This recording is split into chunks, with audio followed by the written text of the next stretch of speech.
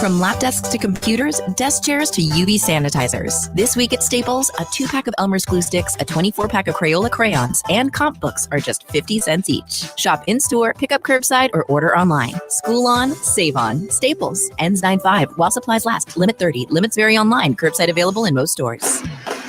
Michael Devine, the Doctor of Truth. Does anyone have anything they'd like to confess? That AM 1400 KVFT. All right, I'm Michael Devine, the Doctor of Truth. Of course, that's being a truthful person is a rare quality in the world today. But fortunately, I possess it, and it's much needed during the sports show. Yeah. Rob, just run. You don't deserve this. We do, but not you. Yeah. You are a true journalist. My credibility just took a hit. Let's not let facts get in the way of Mike Devine's agenda here. I don't have an agenda. I have the truth. You guys just won't accept it. I mean, that's all there is to it. Randy Coleman is here, Nevin Mulholland, and Rob Jones, our news and sports director. We got Rob here. He's a busy man, and he'll probably have to take off here pretty soon. But we do want to talk with Rob just a minute. By the way, we have on our Facebook page at AM 1400 KVFD, the voice of Fort Dodge, audio and video. You can see Murderers Row there of Randy, Nevin, and Rob. Just go to my Facebook page. I'm at Michael Devine as my private page. But, yeah, tune into that. And by the way, we are actually live today. Sometimes we pre-record. So if you'd like to join the program, 515-955-1400. That's 515-955-1400. Rob, you have breaking sports news over there. I do. Fort Dodge has found an opponent. All right. They're going to take on Sioux City East tomorrow at Sergeant Bluff High School. That's a 7 o'clock kickoff, and we'll have the game, of course, on 92 Rock. And just found out this afternoon, I was in touch with Nick Moser, and he said, yeah, we got one confirmed. I know they'd called a few schools yesterday and kind of struck out trying to find a replacement opponent. So good for them. Big shout out to Kevin Astor, the AD over there, Nick Moser, the coaches. Kevin Astor's the AD over at Sioux City East? No, he's at Fort Dodge Senior High. Yeah. BJ Cook at Sioux City East. Back off, Mulholland. You see, Rob, what goes on? Can't ask a simple question. They'll chop your head right off. Well, you probably go to Sioux City East. You probably should know that. And the Adams went with him. I've been here a year. I've lived here for like 30 years. And somehow I know who's who more than you. Well, the way you said that, I thought Kevin Astor left us. I mean, no, but they did a tremendous job. Being a former coach, I've been in similar situations. It's incredibly difficult when you get a cancellation less than 72 hours from a game. And it is, yeah. To find a new opponent. I've never seen it before, to be honest with you. I've never seen it before. I've had it in basketball because of weather at times in certain places. Because, in the South, if they think it's going to snow, everything closes and people start calling it off at that point. So I've seen it some, but it's always a difficult situation, and they've made the most out of it. So big shout out to them. That's wonderful. What happened over at Sioux City East then? Did they get a game canceled? Or I don't know. I really haven't had time to dive into that end of it, but I think they must have. You know anything about these guys are the Black Raiders, aren't they? The Raiders, the Black Raiders. Black Raiders, yeah. And do you know anything about them? Or at this point, no. Because I just found this out 2 hours ago. So I have not had any prep time to find out about them. But by the time we get on the air tomorrow night, I'll have a better understanding of that. All right. Unlike Mike, who's lived here for 30 years and didn't know, when Kevin go to Sioux City East? That's just one more thing I'll never be able to look at. Really, the way you said it, well, Kevin Astor over there. I'm like, what? He's in Sioux City East now? When did that happen? Well, that's great news for the Dodgers. It is.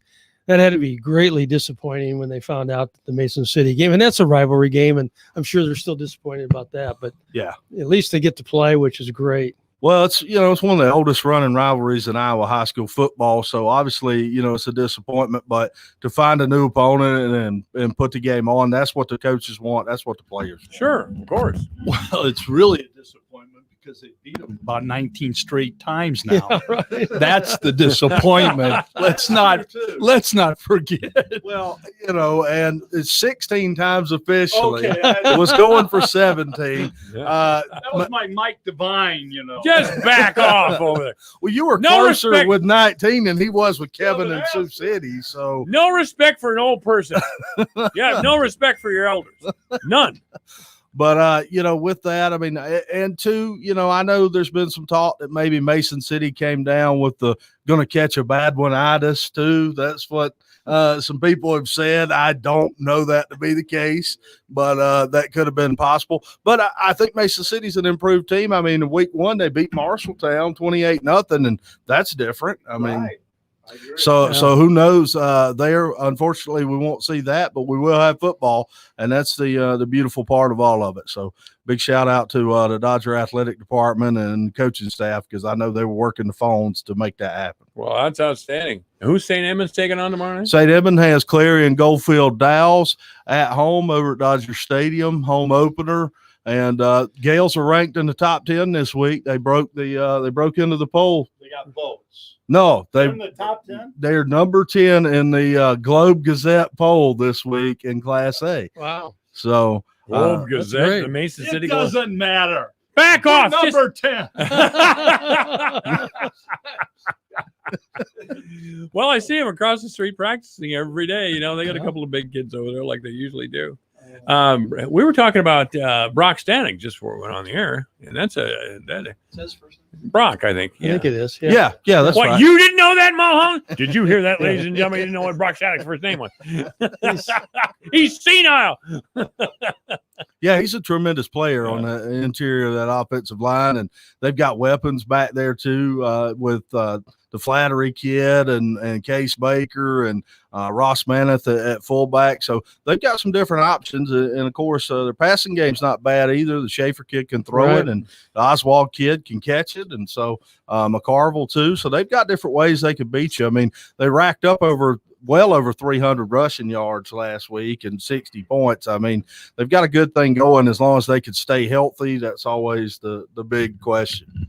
For what it's worth, I talked a little bit with the coaches this week. They tell me the Oswald kid is a terrific wideout, as good as they've had in a long time. Yeah, and another kid that may play after high school. So along with Stoney. So as you say, Rob, they've got some weapons this year offensively. It's just keeping everybody out of the end zone. Yeah. Where's Brock going to play ball? Well, no, he doesn't know. He hasn't committed. He hadn't committed. No. Okay. Yeah. Well, all right. Well, there's a lot of sports news. Tom Seaver died. I saw that. Wow. Terrific. Tom, terrific. Yeah. Tom, terrific. I cannot believe there was once a time when Tom Seaver and Nolan Ryan were on the same team together in 1969. Yeah. I mean, Tom Seaver, I take nothing away from him. I used to, the few times I got to watch him pitch, it was great. And he was certainly a leg pusher boy. He'd come off that. He was pushing with those legs, and he pitched from a lower position than any pitcher I ever saw. Hearts. How can you say this? What do you mean he broke our heart? Cubs. Well, I know he did, but that's, you and I are lifelong Cubs fans. How many times have we had our hearts broke? You remember 1984, for God's sake? 1969. 1969. I'm permanently scarred. I believe you. Jack Brickhouse was on air crying. He was bawling with all of America. With all of America. Yeah, Seaver. Well, that was a great team, and they went on to win the World Series. And I was a big Red Machine fan, and so Seaver played for he did, didn't he? For the Reds for 4 or 5 years too, and that threw his only no-hitter with the Reds. If I remember. He did. That's exactly right. Some people say he was the greatest of all time. I mean, no disrespect to the man; he's certainly in my top 5. But I got to go with Nolan Ryan every time. Who's the greatest pitcher of all time? You guys pick one out and tell me. I mean, greatest pitcher. If I had to go with one, I'd probably go with Cy Young. I mean, the award's named after the guy. He was in the 19th century. Try to come into the 20th. Well, Mike, you saw him pitch. What did you think? He couldn't throw a curve. Couldn't throw a curve. This hurts me to say this, but a guy that I would put up there would be Bob Gibson. Oh, Gibson's got to be. Gibson, No, he really was a beast. Well, they changed the mound just because of Gibson. Of course, it's no coincidence. Wasn't he a Creighton graduate? Well, that's Yeah. but he's a Cardinal. He's a Okay. Well, that's Cardinal. true. Yeah. That's the one that hurts. What sport did he play at Creighton? Because they wouldn't let He played both basketball and baseball. Okay. He's a good basketball A player. weird story. I think I told you guys this. I ran into a lady who was in the same high school class as Bob Gibson, and they wouldn't let Bob play baseball because of racial discrimination. He could play basketball, but Wow. for some reason he couldn't play You mean in baseball. high school? In high school? In high school, yeah. Oh, shit. He's from Omaha. He's from Omaha, right? Omaha Tech. Is he really? Yeah. Okay. Who do you think there, Randy? Best pitcher of all time in your estimation? Oh man, there's so many. Yeah. I don't know. Oh, there's great Um, Sandy Koufax. Was Oh yeah. he didn't have a long career, but his career was amazing while he played. This is AM 1400 KBFT. Good afternoon. You're on the air. Did you know that Gibson also played for the Harlem Globetrotters for a while? I did hear that. Yeah, that he very early, Wow. very early when he was a young man. Probably to make some extra money. I I suppose. think it was. When he was in college, he went on tour with him. I think was the Yep. deal. So he must have been a good basketball player, huh? Good athlete, good all around athlete. Yeah. Oh, yeah, best pitcher. There you go, best pitcher. Go Cardinals. Okay. Get off the. Okay, that's it for you. See how legit I am. I actually nominated a Cardinal as one of the best pitchers. Nice. He's just Oh, too wow. legit to quit. You know, I have Yeah. Who let credibility. MC Hammer in here? I mean, if you're going to talk about modern guys, you'd have to talk a little bit about Justin Verlander. I mean, the run that he's had early in his career, especially, he was great.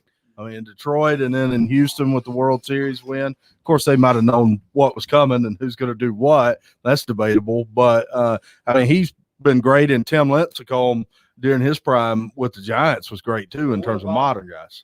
What about a guy like Roger Clemens? Now, do we Right. put an Clemens asterisk is yeah. next to him? Top 5 guy. You yeah. know, But didn't Nolan Ryan? Nolan Ryan. Nolan Ryan had 5,000 strikeouts. How do you even do And that? his longevity was insane. It I was. mean, from the 60s to the early 90s when I was a kid, I watched Nolan Ryan. Right. pitch Yeah. live. That's nuts. And they threw a lot of innings too. Yeah. That's what amazes me.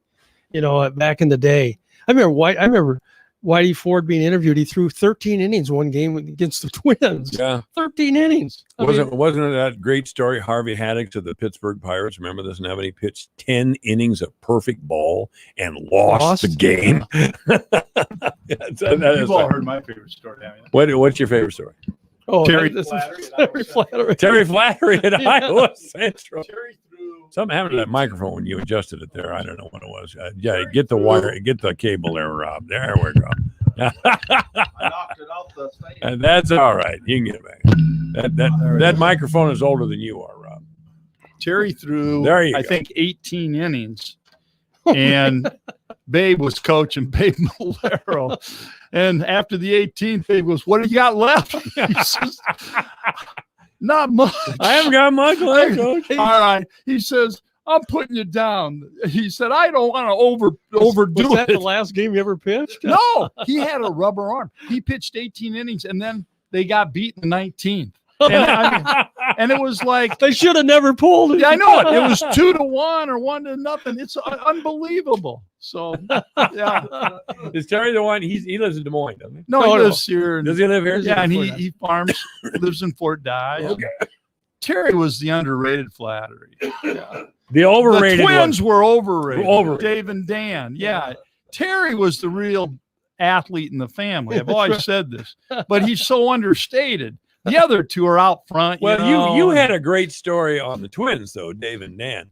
I think Dan was a catcher. Yeah. Dan wanted We got drafted. He got drafted, and he wanted the team to buy him a $300 catcher miss. Yeah. Miss. They broke the deal up. They really wanted him. So he got drafted by the Tigers, I believe. And it came down to Dan says, "All right, I'll sign, but I need a new catcher's mitt." And they go, "Whoa, no new catcher's mitt." Blew the deal up. Because they already had a catcher. They had plenty of catchers. They were going to buy him a new mitt. No, $300 mitt blows Yeah. up the deal. Yeah, really wanted him bad, huh? I thought it was something about, well, we already got a catcher that's like Johnny Bench. I know he never played for the Tigers. You know what? Maybe it was the Reds. You might be right on that. Oh, yeah. See, Neven made a mistake. Well, no, I thought Dave. The question I have is, was Neven his agent though? Not yet. He'd be playing today. He'd still be playing today. Huh? He'd be laying around on some beach right now, drinking pina coladas. Nah, he's a I was flatterer. his agent. He's a flatterer. He'd be living up on North 29th. That's where he lives. Having another kid. I suppose. Basketball news this week, ladies and gentlemen. I thought we were going to have to talk about, instead of sports, I thought we were going to have to talk about abortion or gun control or rioting. Then Neven came in swinging last week. Oh, really? Oh, he did. He just beat us up. He worked us over. Well, I would rather talk about the actual game Thank than you. all of We the would all stuff would. During going this on. hour, we all would. I didn't bring that topic up. You did. Oh, so it was my fault you went crazy. Yes. You are a Democrat. I thought you were going to say it was Trump's fault you went nuts. It's always Trump's fault. Anyway, we got to get off that before we do get carried away here. But anyway, Tom Seaver's death, of course, was big. The NBA playoffs are. I don't know. After that break they took, it's just me. I'm having trouble getting back into it. I was really into it. You're missing some great games if you are. No, I Two game I have sevens. watched. I have watched. You and everybody else in the world. Yeah. But it's they were last night kind of controversial finish to the Houston OKC game as well as the Miami I was gonna say, Milwaukee game. Didn't Jimmy Butler hit one at the buzzer or something? fouled. No, he got fouled Fouled. with no time left in the clock. I watched it. Maybe in real time. Look, that's one I let go. What do you think? Did you watch the game last night? I just saw the clip of it. I didn't. What did you? It was very slight contact. Oh yeah, it was. and, It was. well, here some I'm going to people- go to my man over I here. thought he flopped a little bit. I would say this: the way that they usually let guys on that last second play, they usually let guys murder each other. So to call that in that situation, I thought was a little touch foul with the game on the line. I thought that should have been a play on, because I've seen guys get drugged down and there be no call at the end of the game. I mean, their kind of policy is that last possession, it's pretty much Katie bar the door. Yeah. I think there's too much of that in basketball in general now. I think there's just too much pushing and shoving. Oh, it's really pro basketball. But you're physical. right. Both also college has I've got seen very plenty. physical. I was going to say. But the play before that, when Chris Middleton got fouled, also I thought was a little questionable. Though I thought more contact than Butler. But I was amazed. Chris Middleton walks up there, knocks down 3 free throws that barely draw nothing but net. I mean, I thought, man. That was clutch and to tie the game up. Yeah, Middleton's a great shooter. He has been for a long time. And he also is evidence of how good Milwaukee is in terms of scouting. He was a second-round pick when he came out. They've done a great job. If you look at the team, the way they've constructed that team, they've done a tremendous job identifying talent in the draft. Greek Freak, because I can't say his real name. That's I just what can't I either. thought. I've None of tried us and can. tried and tried. He's a guy that they got in the second round. They got Middleton in the second round, Malcolm Brogdon in the second round. No, Brogdon came from it was Virginia. that's right. Yeah, second round from Yeah. University of Virginia. Yeah, I know and they exactly traded where he him. came from. Yeah, they traded him though. That's what. Yeah, they have traded him, but Yeah. they got a quality player because of how he was well a they identified. ACC Player of the Year. Yeah, You know that. yeah, but he was a guy that everybody thought, oh, he's not fast. He's not Trainer, fast. yeah. He's not a guy who's going to jump out of the gym. All that Right. stuff. So he's undervalued by a lot of people. But what he was a guy that was ready to contribute instead of a guy that was a 3-year project, which so many Right. guys that you take in the draft now are. Complete player. We see so many great players this time of year during the playoffs. It's usually the playoffs are a different time of year. But, Lillard from Portland before he got hurt, he was lighting up the place. And who's that big white kid that plays for their Dallas Mavericks, hit that big shot at the end of the game? Luka Doncic. Doncic? What is Yeah, it? How do you say it? Doncic. Doncic. DANCIC, right? Yeah. To follow up on Rob's comment, this is good small market teams are teams that draft really well. Yeah. Milwaukee's one of them. Another one that's done a great job, Rob, Denver. You look at their roster, they're all draft picks. Yep. And people like you're referring to, like Jamal Murray or whatever, a little under the radar. Monte Morris, Morris, yeah. Jokic. Monty Jokic, Morris, exactly. Yeah. I mean, Jokic was a second-round pick. I mean, another guy that Gary Harris was the 19th pick in the 2014 draft, and guys like Nick Stauskas and Noah Vonleh went ahead of him. So you look at Denver's ability to evaluate. Those of you watching on video see Rob Jones, and he's got a shirt that says 101 Classic Bowl. I've been meaning to ask you where that's at. That is in Woodward, Oklahoma. It is an all-star football game during the summer that brings in the best seniors from around Oklahoma, Southwest Kansas, and the Texas Panhandle. I was afraid you were going to say it's a game played over here on the St. Edmunds field, and Mulholland was going to fall on me like a building. I thought it was a bowling alley with that shirt. But I did. That's exactly what I thought. I'm sorry, you into bowling too? Don't start giving us bowling updates. Well, if you got to go, Rob, that's fine. If you want to stick around, that's fine too. The news is coming up. This is AM 1400 KBFD.